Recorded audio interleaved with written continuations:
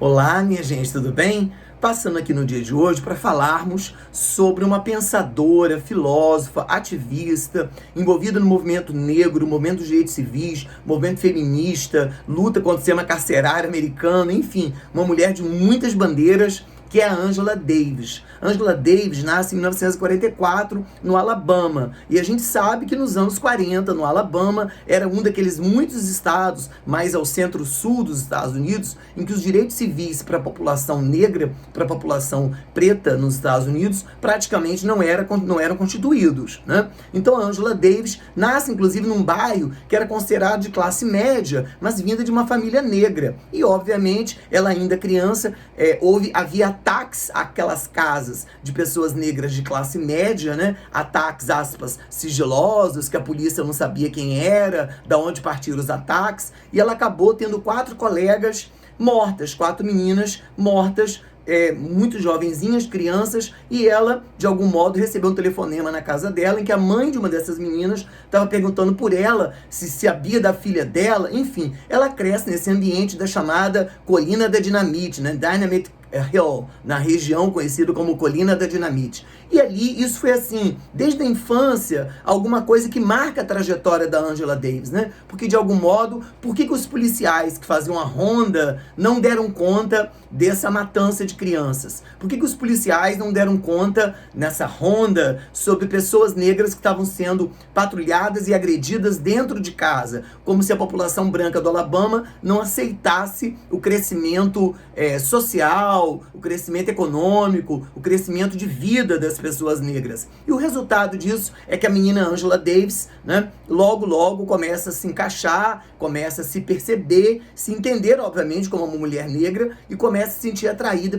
pela bandeira dos direitos civis nos Estados Unidos. Ainda muito jovem, ali na casa dos seus praticamente 20 anos de idade, ela se muda para Massachusetts, e ela recebe um convite para estudar literatura francesa. Era uma aluna extremamente competente, consistente, articulada, e ela passa mais ou menos 1 ano e meio na Sorbonne, né, estudando literatura francesa na França, na Sorbonne. E ela, nesse envolvimento dela na França, ainda que tenha sido uma temporada muito pequena, né, de 1 ano e um quebrado, quando ela volta, ela foi aluna do Herbert Marcuse, na França. E, obviamente, quando ela volta para os Estados Unidos, ela volta ainda politicamente, intelectualmente, mais sofisticada também pela chamada Escola de Frankfurt, para que ela pudesse filiada de algum modo, né, vinculada de algum modo ao pensamento marxista, a um pensamento de esquerda, a um pensamento comunista. Ela volta para os Estados Unidos e ela se envolve direta e ativamente nos movimentos pelos direitos civis da população negra, e em particular da mulher negra nos Estados Unidos, não é isso? É bom lembrar que ali nos anos 60, né, nos Estados Unidos,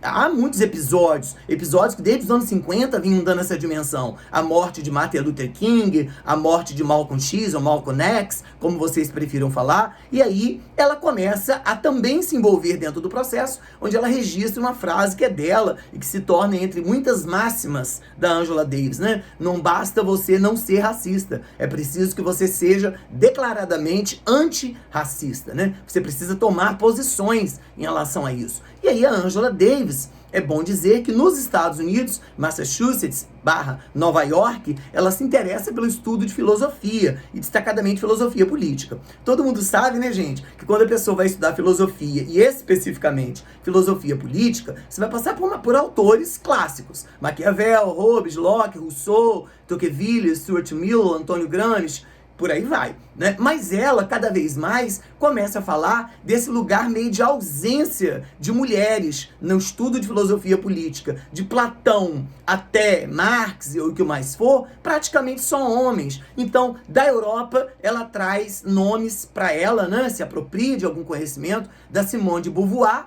o grande nome do existencialismo, junto com Jean-Paul Sartre, né? E ela também se apropria da discussão contra o nazismo, da discussão antissemita que estava colocada pela Hannah Arendt. Ela já traz isso na bagagem dela também. E aí, obviamente, que a discussão da Angela Davis, quando ela vai construir o trabalho de conclusão de curso, depois o aprofundamento de mestrado, né?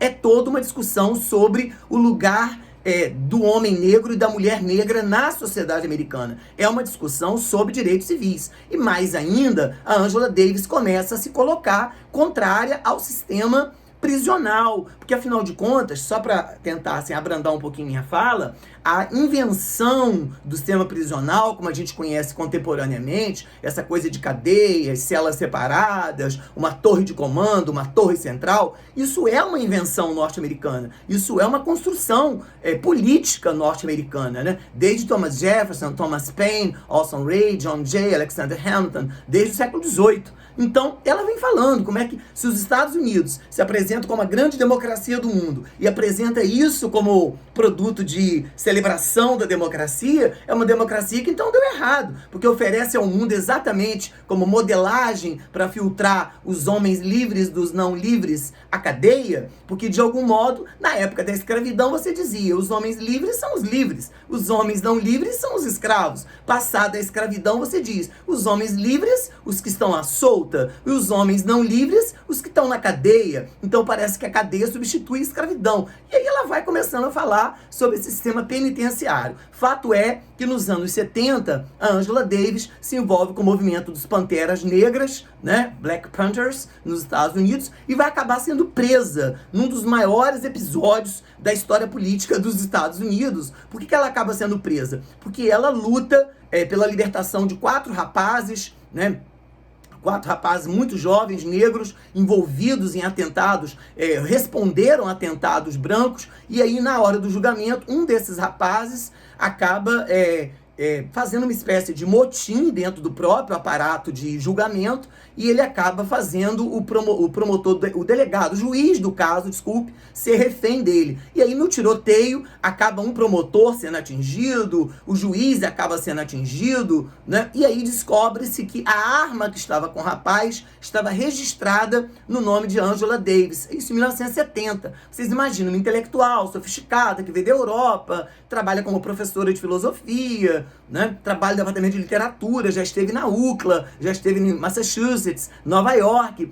E aí ela mobiliza, ela passa pelo menos ali uns 2 meses foragida, até que ela é encontrada em Nova York, mas ela traz para ela os melhores advogados daquele momento, advogados da causa negra, né, da causa preta nos Estados Unidos. A Angela Davis são 18 meses detida, são 18 meses presa, né, até que o julgamento foi considerado o maior julgamento da história dos Estados Unidos. Só recentemente perdeu para o O.J. Simpson, né, mas naquele momento foi o julgamento, porque afinal de contas, que uma mulher jovem, negra, estaria 18 meses encarcerada se uma arma está registrada no nome dela, mas não foi ela que cometeu nada. Então, todo esse repertório de críticas de que ela tivesse envolvida, ela vai dizer, ora, né, de algum modo a defesa faz esse registro, não lutamos pelos nossos direitos, mas não dá ao Estado americano, que é um Estado que concede majoritariamente o direito de porte de arma às pessoas, porque ela está sendo vitimada, porque ela está sendo sentenciada pela ela ter porte de arma como todo mundo tem, né? Então, ela começa a fazer a defesa também em torno disso, e de que, de algum modo, ela não estava envolvida diretamente, ela nem estava no julgamento, propriamente dito, ela nem estava no dia quando aconteceu o episódio, né? E ela, como todos os homens negros e mulheres negras, naquele momento tenso, possuíam majoritariamente armas para suas próprias defesas pessoais. Esse é algum ponto. Ela acaba sendo liberta, né? Ela acaba sendo... judicialmente ela é considerada livre, né? E ela cada vez mais vai ganhando notoriedade. E aí, depois desse episódio, ela vai a Cuba, passa uma temporada em Cuba, cada vez mais se aproxima do regime socialista, faz a defesa do discurso socialista, faz o discurso do regime capitalista em plena Guerra Fria, na década de 70. Depois ela volta para os Estados Unidos e ela se lança candidata à vice-presidência na chapa, né, do Partido Comunista Americano, que a gente quase nunca fala, como se nos Estados Unidos só houvesse 2 partidos, o Partido Democrata e o Partido Republicano. É claro que ela não ganha, obviamente, as eleições, mas ela ganha uma notoriedade enorme. Angela Davis está viva, Angela Davis é um dos maiores nomes da representação política mundial pelos direitos humanos, e aí direitos humanos está falando de equidade, equiparação e paridade entre homens e mulheres. A crítica severa que ela faz ao sistema carcerário, que os Estados Unidos oferecem para o mundo como se fosse o melhor dos produtos que eles têm para oferecer, que é um lugar que, na verdade,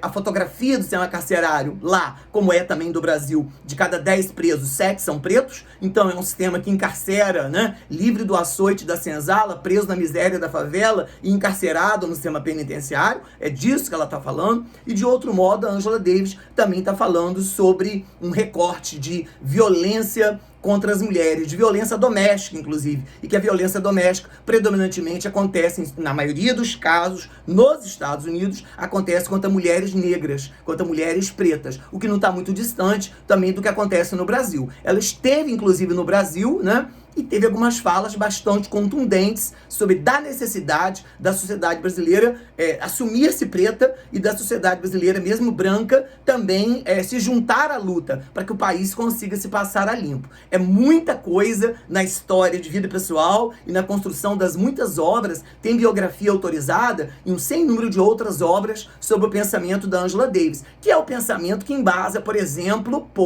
apenas nomes como Djamila Ribeiro, Conceição Evaristo, a própria Lili Schwartz. É uma galera que, de algum modo, tem na Angela Davis um ponto de referência, um ponto ali de reflexão prévia, tá certo? Desde já, minha gente, muito obrigado. Ativa o sininho e faça com que essas notificações cheguem para você. E desde já, muito obrigado. Valeu!